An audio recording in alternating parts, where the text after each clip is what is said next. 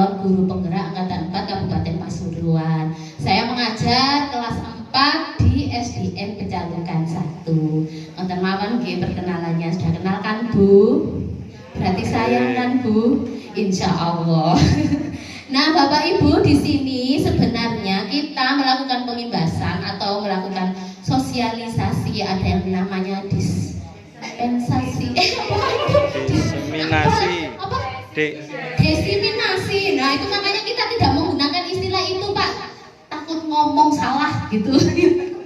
Makanya yang gampang saja, yang gampang dipahami. Saya tadi ngomongnya bersosialisasi gitu. Nah kita sebenarnya dituntut untuk melakukan pemimbasan ini di modul 1.4.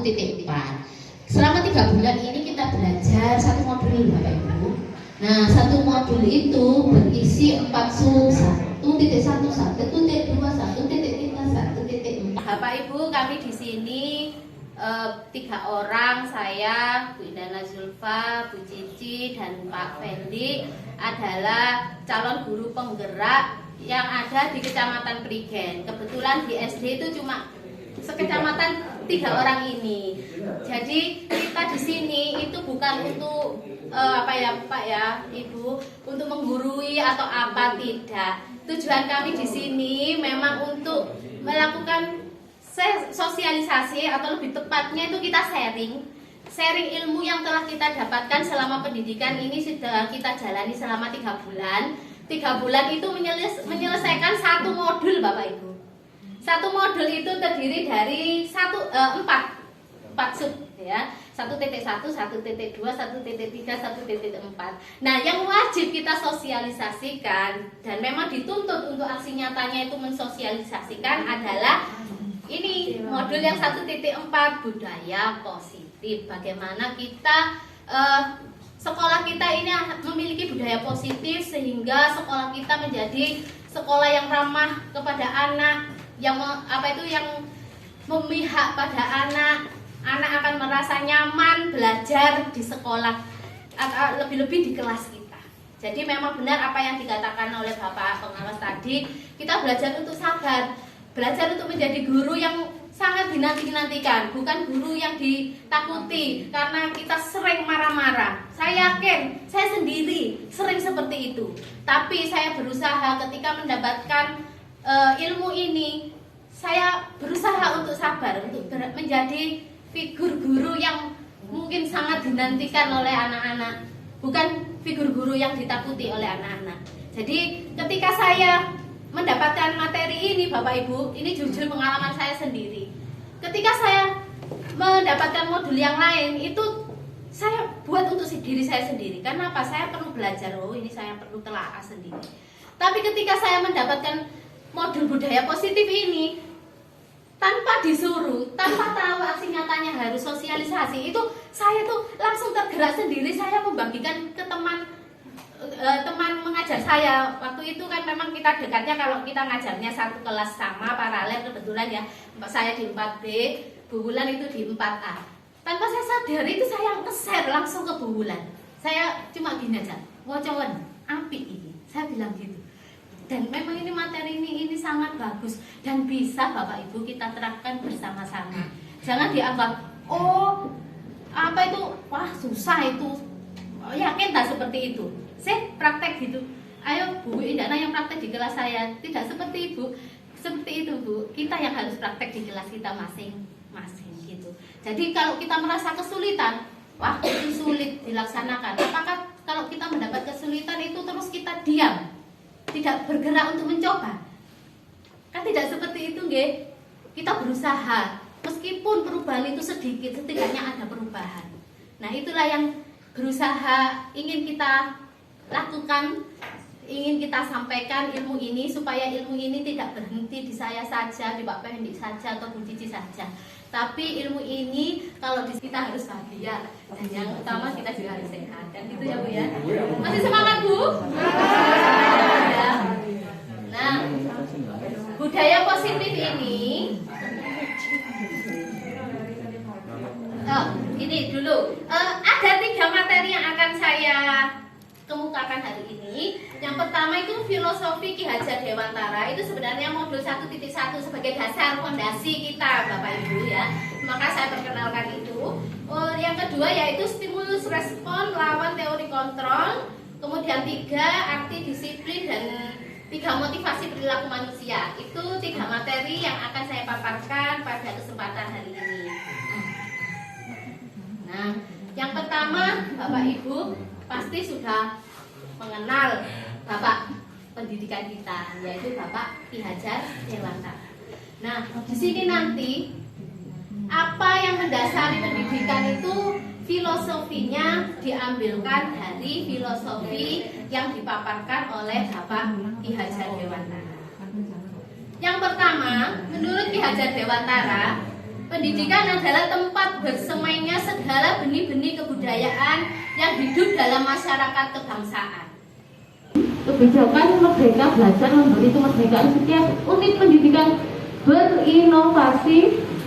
Konsep ini harus menyesuaikan kondisi di mana proses belajar mengajar berjalan, baik di sisi budaya, kearifan lokal, sosioekonomi maupun infrastruktur. Selain itu, program tersebut menunjuk kepada pendidikan yang bahagia. Jadi kalau kita ini kan sangat teoritis ya bahasanya. Kalau kita harikan itu Merdeka Belajar itu ya memberi kita hal baru. Lanjutnya, nah seperti yang disampaikan oleh Pak Fendi tadi, untuk menuju budaya positif itu ada beberapa tahapan yang harus kita lakukan. Yang pertama itu peraturan kelas, itu harus kita ubah menjadi keyakinan kelas. Setelah nanti keyakinan kelas itu sudah ada, baru bisa menjadikan lingkungan yang positif. Kalau lingkungan positif ini sudah tercapai, maka budaya positif ini akan bisa kita rasakan di sekolah kita. Nah, saya akan membahas tentang keyakinan kelas. Bapak Ibu mungkin ada yang pernah mendengar apa itu keyakinan kelas? Belum? Iya, belum. Nah, kalau belum ini ada beberapa pertanyaan. Coba panjenengan jawab. Mengapa kita memiliki peraturan harus menggunakan helm bila mengendarai kendaraan roda 2? Nanti saja dijawabnya ya Bu ya. Yang kedua, mengapa kita memiliki peraturan 3M, menggunakan masker, mencuci tangan, dan menjaga jarak 1,5 meter? Terus yang ketiga, mengapa kita memiliki peraturan harus datang tepat waktu pada saat mengikuti pelatihan? Jawabannya apa? Nah, menurut Ibu, yang mana yang merupakan keyakinan kelas? Alasannya mengapa? A atau B? Yang mana yang peraturan kelas? Yang mana yang keyakinan kelas? Oh ya, jawab yang keyakinan kelas saja. Yang mana kira-kira?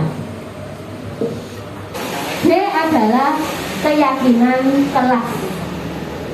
Mengapa dikatakan keyakinan kelas? Karena ciri-cirinya itu, kalau kesepakatan atau keyakinan kelas itu sedikit, tidak banyak seperti peraturan tata tertib. Ini tata tertib tuh, Bu? Bukan? Ya. Nah, kalau tata tertib kan seperti itu. Punya saya juga begitu. Jadi satu lembar begitu isinya 3 poin, masing-masing poin berisi beberapa nomor gitu. Nah, ini ada peraturan. Selalu kembalikan buku ke tempatnya. Menurut Bapak Ibu, keyakinan kelas yang bisa kita tuliskan atau kebajikan atau nilai-nilai moral yang baik itu loh Bu, yang bisa kita tuliskan di situ apa? Selalu kembalikan buku ke tempatnya. Berarti apa nih? Bisa diisi apa? Buku terlihat rapi. Masih seperti peraturan ya, bukan nilai kebajikan. Betul boleh ya, bertanggung jawab. Nah itu masuk di keyakinan bertanggung jawab.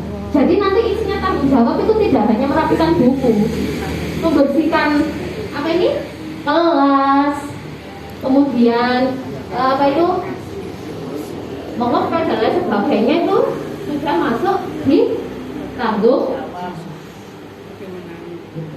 Kalau dilarang mengganggu orang lain berarti kira-kira nilai kebajikan apa yang bisa ditanamkan ke anak?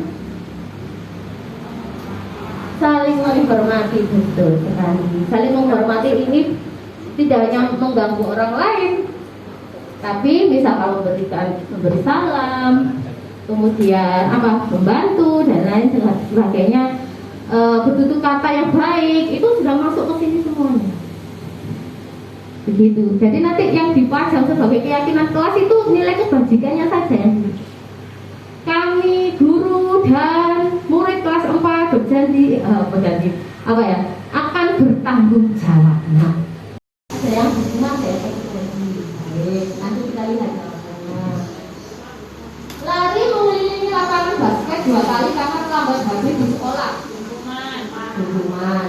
Motivasi. Murid diminta untuk push up 15 kali karena tidak menggunakan masker ke sekolah. Dukungan. Olahraganya kan yang lagi itu. Ada yang protes. Motivasi kalau gitu. Dukungan atau konsekuensi ya Pak ya? Bukan yang lain pilihannya.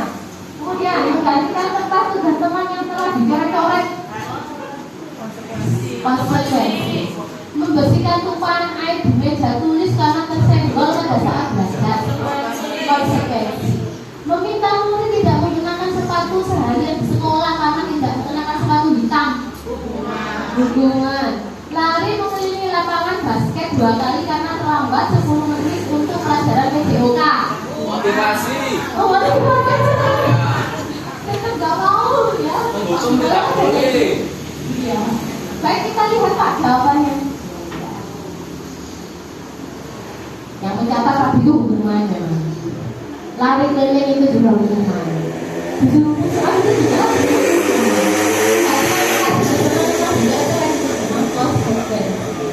Membersihkan tumpahan air di meja itu memang konsekuensi.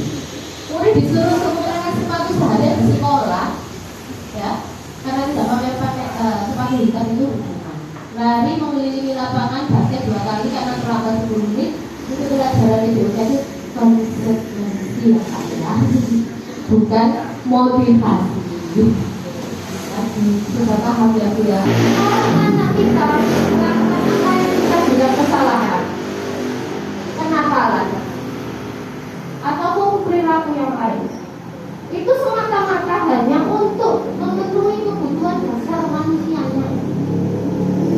Nah, untuk memenuhi kebutuhan dasar ini, ada yang menempuh jalan yang positif, ada yang menempuh jalan yang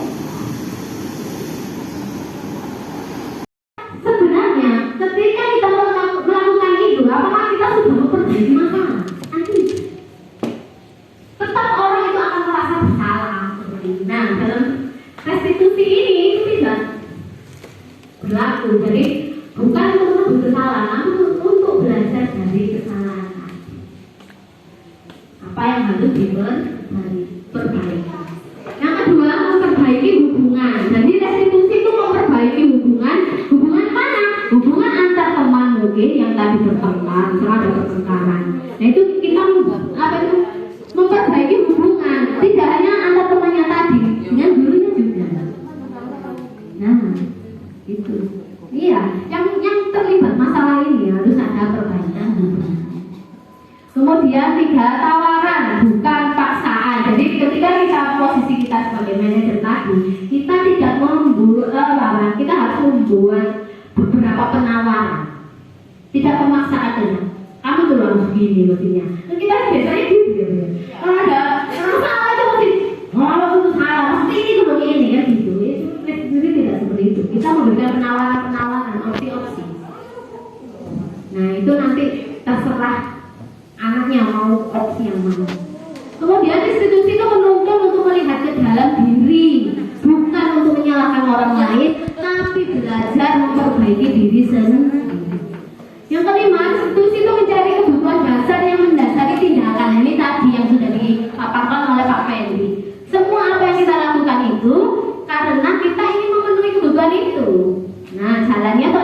baik, ada yang tidak baik. Yang keenam, restitusi diri adalah cara yang paling baik untuk memperbaiki diri. Jelas ya. Yang ketujuh, restitusi fokus pada karakter bukan tindakan. Jadi perbaikan karakter. Kedelapan, restitusi fokus pada solusi. Fokus pada solusi. Kalau kita menghukum, apakah kita memberikan solusi? Tidak jawabannya. Ya kan? Iya, itu menimbulkan masalah apa memperbaiki masalah dengan masalah baru adanya.